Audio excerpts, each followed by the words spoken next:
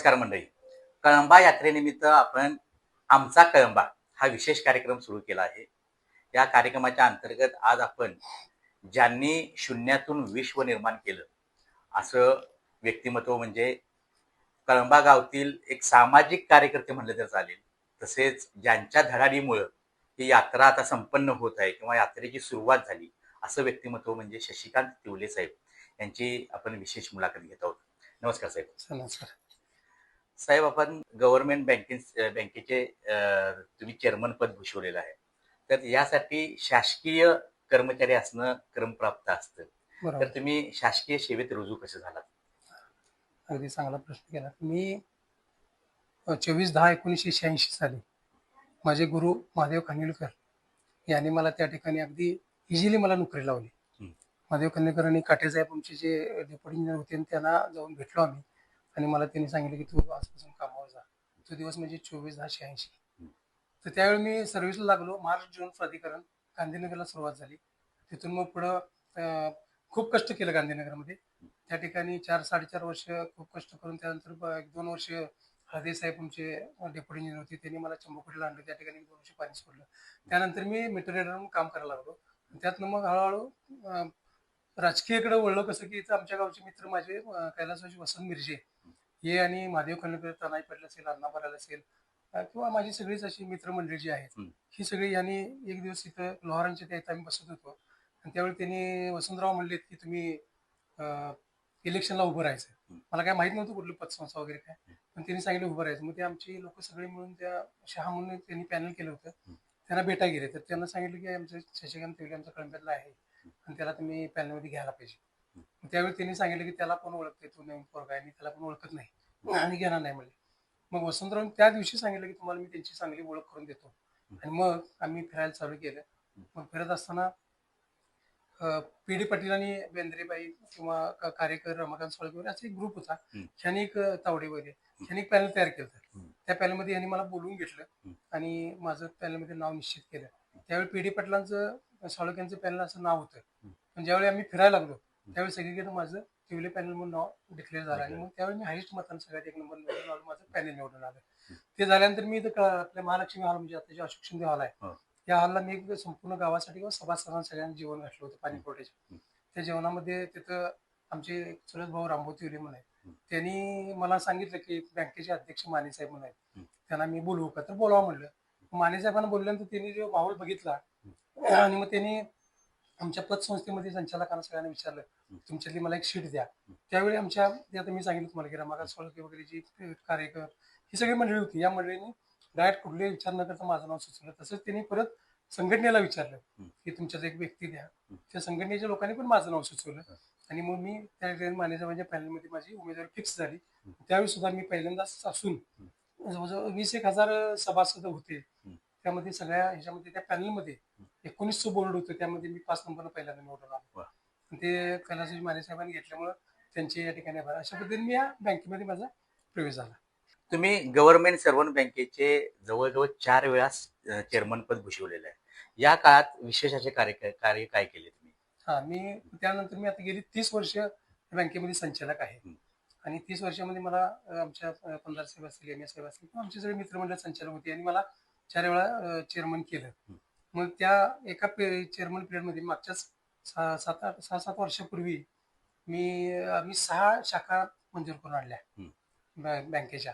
त्या 6 शाखा म्हणजे मग कोल्हापूर जिल्ह्याच्या बाहेर कार्यक्षेत्र वाढवलं. मग पुणे, सातारा, सिंधुदुर्ग, रत्नागिरी अशी या ठिकाणी. आणि मग माझ्या डोक्यात एक कायम असं होतं की माझ्या गावासाठी काहीतरी करावं आणि म्हणून मी गावच्या लोकांना कुठलाही आर्थिक व्यवहार करायचा असेल तर कोल्हापुरात न जाता इथल्या त्यांना सगळ्या सेवा मिळाव्यात या उद्देशाने मी इथं आमच्या इथं कळंब्यामध्ये शाखा निर्माण करून घेतली आणि आज ती शाखा चांगल्या पद्धतीने चालली. आणि दुसरं सगळ्यात महत्वाचं मी लाईट बिल केंद्र ते एक मी या ठिकाणी करून घेतलं. त्याचा एक मला सार्थ अभिमान आहे की माझ्या गावच्यांसाठी काहीतरी मला करता आलं. आज कोल्हापुरात जायला लागत होतं, 5% जोशी वगैरे बिल भरायला जायचं, पण आता कसं लोकांना सवय झाली इथल्या जवळजवळ असल्यामुळे सगळ्यांसाठी इथं परिसरातली सगळे लोक लाईट बिलासाठी येतात किंवा आमचे जे खातेदार आहेत ते पैसे काढायला ठेवायला सगळ्यासाठी येतात. आणि ही बँक कर्ज फक्त बाहेरच्या आमच्या सभासदांना देते आणि ठेवी वगैरे आम्ही बाहेरच्या स्वीकारतो. त्यामुळे भरपूर पद्धती एक नंबर आमची शाखा चालू आहे. तर कळंबा गावची यात्रा 2007 पासून सुरू झाली. त्या यात्रा सुरू करण्यामागं तुमचा मोठा सिंहाचा वाटा आहे. तर म्हणजे हे सगळं व्याप सांभाळून मंदिराकडे कसं काय वळाल? हा. आता हे सगळ्यात महत्वाचा विषय आहे. हं. मी जर थोडंसं जीर्णोद्धाराबद्दल बोलू का, सुरुवात काय बोलवा, करायची. बोलवा. तर मंदिराची सुरुवात अशी झाली की अगदी जुनं हेमाडपंथी म्हणजे साधं मंदिर होतं. हां. म्हणजे आपलं कौलारू खापऱ्याचं मंदिर होतं. मंदिर खूप मोठं होतं. हं. मग एका बाजूला सोसायटी, एका बाजूला तलाठी ऑफिस वगैरे असं सगळे ऑफिसेस होते. हं. मग ते आम्ही बघितलं. मग त्यावेळी सरपंच आमचे महादेव खालीकर होते. हं. मग त्यांनी बाळासाहेब तिवले कैलासवासी, हं. दिनकर माळी पाटील हं. ही तिघजण आणि बाकीची बॉडी त्यांची, हं. म्हणजे मग ते हरडे साहेब असतील किंवा ही सगळी ग्रामपंचायतची बॉडी, या सगळ्यांनी त्यावेळी निर्णय घेतला की आपण एक मंदिरात मिटिंग घेऊया. हं. त्या मंदिरात मिटिंग घेतल्यानंतर त्या जुन्या मंदिरात मिटिंग घेतली आणि त्या मंदिरात ठरलं की आपण हे मंदिर बांधकाम करायचं. मग हं.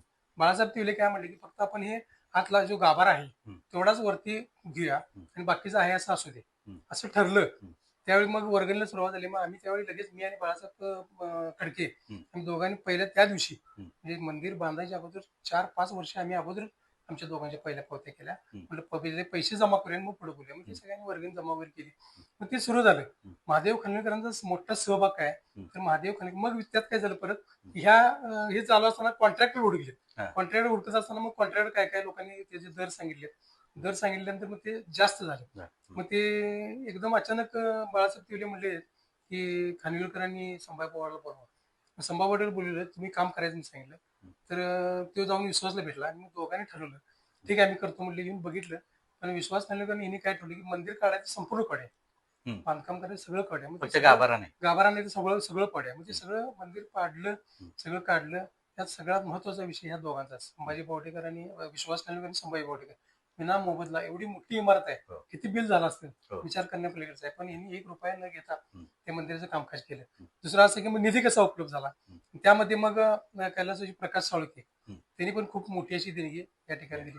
मग असे बरेच मग बाळादादांनी काय करायचे की अरे तू हे कर, तू हे कॉलमचे पैसे दे, तू ह्याचे पैसे दे, असं करून त्यांनी निधी उपलब्ध केला. हं. महादेव खानविलकरांनी काय केलं की त्यावेळी ते सरपंच होते, त्यांनी इतका निधी आणला हं. की त्यांचे काही मित्रमंडळी आहेत, काही जे कोल्हापुरात ज्यांचे जवळजवळचे मित्र होते हं. त्यांच्याकडून अक्षरशः म्हणजे भरपूर असे भरीव अशी मदत त्यांनी सुद्धा केली. हं. त्यामुळे त्यांचाही मोठा सहभाग आहे.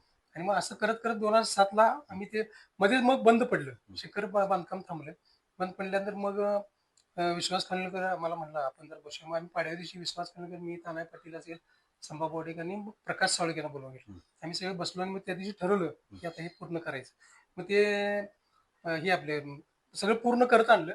त्याच्या अगोदर यांनी पांडुकाकांनी होम घातला होता हं. आणि ती होमविधी करून वास्तुशांती केली. पण ते विश्वासचं म्हणणं कसं होतं की आपण गावाचा ह्यात सहभाग झाला पाहिजे. हं. कोण 1 रुपया देऊ दे मदत, हं. पण ते कळसाला गावाचंच पैसे आहेत. मग आम्ही लोकवर्गणी करायची ठरवलं, सगळं जाहिरात केली, सगळं झालं. मंदिराची आम्ही तिथं जाहिरात घेऊन फिरायला लागलो. हं. एक वेळ फिरून आलो तर महाराज कोण नेमायचे. मग काडसिद्धीजी महाराज भेटलो. हं. काडसिद्धीजी महाराज म्हणले मला वेळ नाही. मग आम्ही आडीला गेलो. हं. आडीचे राजूजी महाराज भेटलो, त्यांना सांगितलं तर ते म्हणले मी येतो. मग वर्गणी कशी, तुम्ही पैसे कसे उपलब्ध केले, तर आम्ही सांगितले आम्ही ह्या ठिकाणी गल्लीतून जाऊन लोकांच्यावर पैसे घेतो. ते म्हणले देवी कुठली आहे, तर महालक्ष्मी. अहो साक्षात महालक्ष्मी आहे म्हणले. तुम्ही कुठेही जायचं नाही, फक्त टेबल टाकून बसा हं. आणि कुणाकडे मागू नका. हं. तर खरं अगदी सांगतो तुम्हाला की आता जवळ 16-17 लाख रुपयात शिल्लक आहे. वा. दरवर्षी लाख लाख रुपये राहतात हं. आणि ते आपण साठवून ठेवतो. ते निव्वळ त्या महालक्ष्मीची कृपा आहे. आणि मग सप्ताह सुरू झाला. सप्ताह म्हणून ठरवलं आम्ही. सप्ताह म्हणून 7 दिवसाचा कार्यक्रम घ्यायला चालू केले. मग पहिलं सुरुवात कीर्तनाने चालू केली.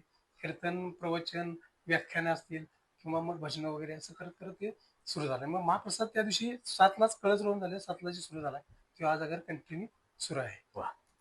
तुम्ही आता सामाजिक कार्यात पण हिरिरीने सहभागी घेताय. कळंब्यातील एक सामाजिक प्रश्न म्हणजे सामायिक प्रश्न म्हणूया आपण, की कचऱ्याचा प्रश्न मोठा आहे. हा. तर कळंबा ग्रामपंचायतीकडून देखील प्रयत्न होत आहेत, जिल्हा परिषदेकडून देखील प्रयत्न होत आहेत, जनजागृती केली जात आहे. मात्र कचऱ्याचा प्रश्न म्हणावा तसा सोडवला गेलेला नाही. तुम्ही याबाबत काय प्रयत्नशील आहात का? मी साधारण 30 वर्षापूर्वी हं.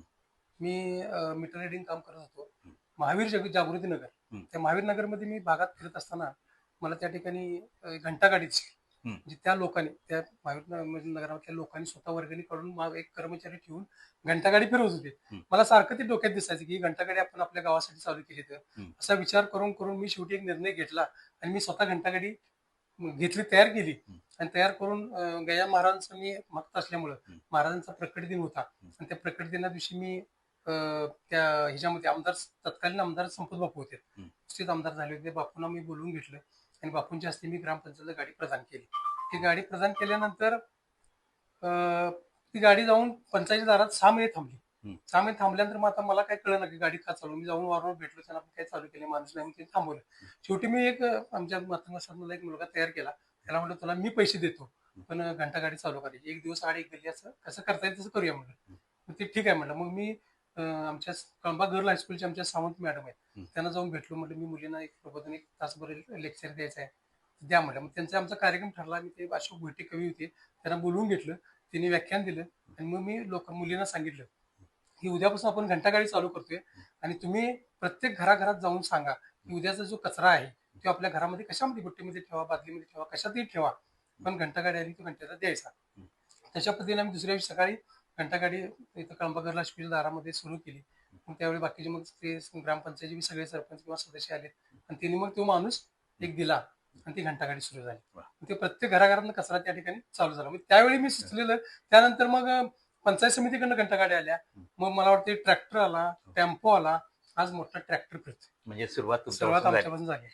साहेब, आता मंदिराच्या यात्रेच्या निमित्तानं आपल्याकडे भरपूर असा निधी आहे, तर त्या निधीचा पुढं विनियोग कसा करायचा किंवा त्यातून काय असं संकल्प आहे काय विकास काम कोणतं तरी करण्याचा? नाही, आता ते निधीचं आता काय झाले की आम्हाला दसऱ्यामध्ये नवरात्र की जवळजवळ 125 नवरात्री असतात. हो. त्या नवरात्र करण्यासाठी आम्ही ते संडास बांधलेले आहेत, हं. पण ते अपुरे पडतात आणि खूप घाण होते ते, हं. म्हणजे व्यवस्थित राहत नाही. आता वर्षभर आम्ही तिकडे बघत नाही. हं. दसरा आला की आम्ही तिकडे जातो. मग त्यासाठी आता काय केले, ग्रामपंचायतीने 2 संडास बांधलेत, पण आम्ही नवीन संपूर्ण संडास आणि स्पेशल बाथरूम, हं. महिलांना कपडे बदलायला जागा नाही त्यासाठी एक स्वतंत्र हं. रूम, पुरुषांसाठी स्वतंत्र, असे 2 रूम आणि संडास बाथरूम सगळं वेगळं करायचं नियोजन केलेलं आहे. हं. त्यानंतर परत पुढं राहायला निधी पण एवढं होणार नाही सोडा, कारण भरपूर बजेट लागणार. पुढं एक ओपन हॉल एक करायचा विषय आहे, पण त्यात बघू आता कसं कोणाचा फंड लागेल त्यावरती करायचा विचार आहे.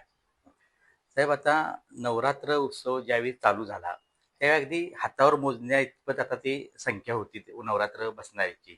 आता जवळजवळ 150 ते 200 लोक त्या नवरात्र उत्सवात बसतात. त्याला मोठं स्वरूप प्राप्त झालेलं आहे. ते त्यांची गैरसोय टाळण्यासाठी काय असं विशेष काय करणार आहात का?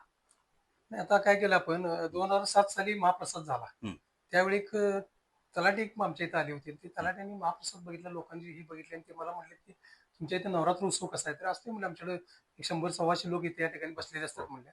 तर मग त्यांना पाण्याची सिस्टीम काय, तर पाणी घरातून येते म्हणलं. तर ते पाणी कसं व्हायचं, म्हणजे घरात येण्यापेक्षा तुम्ही देता का बघा, असं त्यांनी सुचवलं. मग माझ्या डोक्यात आलं की ठीक आहे. ते माणूस, या बायकांना सकाळची अशी अडचण असते की सकाळी पहाटे, त्यावेळी मोबाईल सिस्टम नव्हती, हो. आता मोबाईल आहे, पण त्यावेळी कोंबडं अरवलं की मग उठायचं, पाणी तापवायचं, स्वतः आंघोळ करायची, परत पाणी गरम करून घ्यायचं, ते कमरेवर कडेवर घागर, डोक्यावर घागर, हातात बादली, कपडे, सगळा सरारा मग घेऊन जाऊन एकटी बाई ती, पण संघ असलं नाही तर ती जायची, नवऱ्याला पाणी द्यायची किंवा कोण असेल घरातलं, कोण नवरात्र असेल त्याला पाणी द्यायचं, आंघोळ करायची, परत घरी यायची, घरचं सगळं उरकायचं, परत जेवण करायचं, फराळ करायचा, फराळ नेऊन द्यायचा, परत दुपारची भांडी कुंडी, असं करत तिचं त्या बाईचा पूर्ण वेळ त्यामध्ये जायचा. पण ते जेवण करण्याकरता होते, पण लांबून पाणी इथं पण यायचं, हा एक विषय मला पण पटला तो. आणि मग पाटील साहेबांना ठीक आहे म्हटलं. मग मी माझ्या मित्रांना, हे आमच्या मित्रमंडळीला त्यांना सांगितलं की बाबा आपण असं पाण्याचं सिस्टम करूया. मग त्यामध्ये मध्ये विश्वास संभा असेल, तानाजी पाटील असतील, किंवा प्रकाश खानिलकर एक आहे, सुरेश नाईक आहे, ही बरीचशीच अण्णा भरले, ही मंडळी मग हळूहळू त्यामध्ये यायचं चालू झाली. मग त्यांनी ठरलं ठीक आहे. मग त्यावेळी आम्ही स्वतः पैसे घालून गॅस टाक्या आम्ही स्वतः घालायच्या आणि त्या पाणी गरम करून द्यायचं, अशी सिस्टम सुरू झाली. हळूहळू ते लोकांच्या मध्ये हे होत गेलं. आज ताग्यात अजून गरम पाणी देतोय. आता तुम्ही मला वाटतं 1-2-4 वेळा येऊन सकाळचं पहाटे शूटिंग पण केलं, दाखवलं. त्यामुळे तुमचं पण आभार मानायचे. तुम्ही खूप असं आम्हाला प्रसिद्धी माध्यम तुमच्याकडे आहे. आम्ही काय प्रसिद्धीचं हे केलं नाही, पण तुम्ही ते दाखवलं, लोकांना कळलं ह्या गावात कशा पद्धतीनं चाललेलं आहे. साहेब, आता तुम्ही सेवानिवृत्तीचं आता आयुष्य जगत आहात, एखादा नवीन संकल्प वगैरे आहे का? हा, मी असं काय केलं की मी गजानन महाराजांचा निश्चित भक्त आहे. मी साधारण 8वीला असल्यापासून माझ्या मित्राने एक मला अंगठी दिली, राजू पवार म्हणून. ते अंगठी अशी हातात दिली, ती बघितलं, कोण महाराज माहित नव्हतं, काय नव्हतं. नंतर औसावी इंग्रजी जिडो करायला झालो, तिथे गेल्यानंतर गजानन महाराज ते पण भक्त होते. त्यातून भक्तीत वाढ झाली. मी महाराजांच्या दर्शनाला गेलो, तिथून पुढे जी ओढ निर्माण झाली, त्यामुळे मला एक चांगलं काय झालं की आपली पिढी आमची निर्व्यसनी राहिली. आमचं संपूर्ण घराणं आमचं त्या महाराजांच्या चरणी लागलं आणि मग आम्ही जाणीनं सुरू. मी तेव्हापासून मी गाडी कायमपणे काढतो, पण आता मी सेवानिवृत्त झाल्यानंतर मी कंटिन्यू आता ही काढायला चालू केली, लक्झरी काढतोय. लोकांना अगदी अल्प दरामध्ये शेगावचं दर्शन करून आणायला चालू केलेलं आहे. साहेब, आता तुम्हाला कळंबा गावात मानणारा मोठा वर्ग आहे. हं. कळंब्याच्या राजकारणावर पकड ठेवता आली असती. खरं तुम्ही राजकारणाकडे वळला नाहीत किंवा राजकारणाकडे कधीही लक्ष दिलं नाही. का? याचं मागचं कारण काय? नाही, मला मी एकच कायम अगदी एकच निर्णय घेतला, की मला कुणाशी वाद करायचा नाही किंवा मला हं. कुणासंग वाकडं राहायचं नाही. हं. माझं गाव आहे, माझं संपूर्ण आयुष्य मी गावासाठी खर्च करत आलेलो आहे. हं. अनेक गोष्टी जे काय करत ते फक्त गावासाठीच करत आलो हो. आणि गावच्या सगळ्या लोकांच्या बरोबर हं. एक चांगलेपणानं राहायचं एवढंच एक. डोक्यावरती बर्फ, जिभेवरती साखर चालेल. अशा पद्धतीने राहून आपलं चांगलं जीवन जगायचं. आयुष्य किती आहे कोणाला माहित नाही. हं. पण आहे तोपर्यंत कायम सेवा करत राहायचं. वडिलांचं एकच मत होतं, की तुम्ही चांगलं राहा, चांगलं वागा एवढंच. आणि ते महाराजांच्या कृपा आशीर्वादानं आतापर्यंत चांगलं आहे. त्यामुळे राजकारण मी कुणाच्याही मध्ये कुठल्या नेत्याकडे नाही किंवा कुठल्या पार्टी संघ राहत नाही. त्याचं कारण असं आहे, की मला कुणाच्या मध्ये वाद करायचा नाही. साहेब, महालक्ष्मी अंबाबाई यात्रेच्या निमित्त तुम्हाला देखील शुभेच्छा देतो आणि तुमच्या पुढील कार्यास आमच्या चॅनेलच्या वतीनं सदिच्छा व्यक्त करतो आणि तुमची रजा घेतो. धन्यवाद. थँक्यू. आपण सुद्धा तुम्ही ह्या मंदिरामध्ये आता मी फक्त 2007 पासून तुम्ही आमच्या कायम पाठीशी आहे. त्यामुळे प्रसिद्धी माध्यम असल्याशिवाय हे मंदिर आज महाराष्ट्रभर या बातम्या सगळ्या जातात. किंवा तुम्ही आता तुमचे परदेशी वगैरे काही मित्र वगैरे असतील, तुम्ही आता युट्यूबवरनं टाकलं तर ते तिकडे पण पोहोचत असेल. त्यामुळे गावच्या सगळ्यांच्या वतीने मी तुमचं मनापासून आभार मानतो. धन्यवाद. धन्यवाद.